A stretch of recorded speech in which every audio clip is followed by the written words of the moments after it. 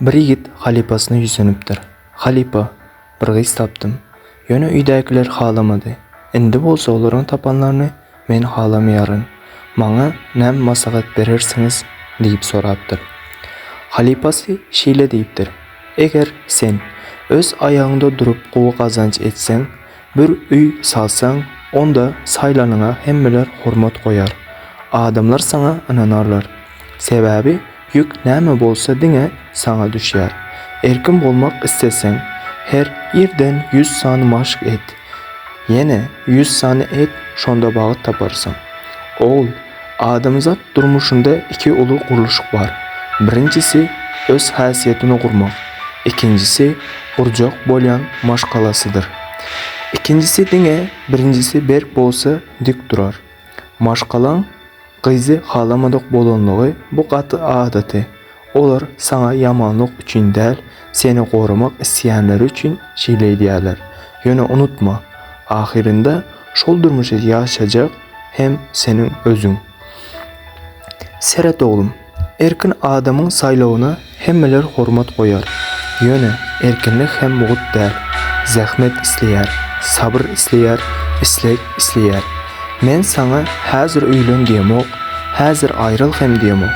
Men sana özüňi güýçlendir diýärim. Öz kararyny göterip biljek güýji tap diýärim. Ýerden 100 sany maşk etmek diňe myşsa üçin däl, ol tertip düzgün üçindir. Özüni dolandyrmagy başarýan adam durmuşyny hem dolandyrýar. Oğlum, tertipli adamyň ýüregi güýçli bolýar.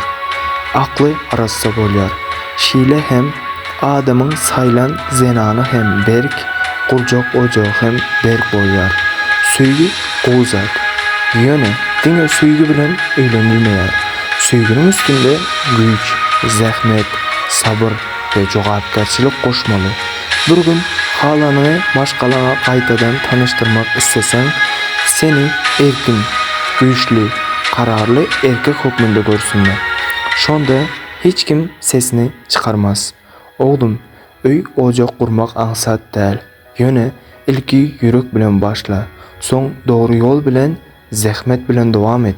Ädilje her dogry ädim seni hem arzuňa hem de süýýän adamyňa goýlaşdyrar. Yigit halipasyna yüzlenipdir. Halipa, indi has gowy düşündüm. Ilki özümi güýçlendirerin. Kararymy göterip biljek güýji taparyn. Şonda näme saýlasam, onuň arkasynda dik durup bilerin. Halipa ýylgyrypdyr.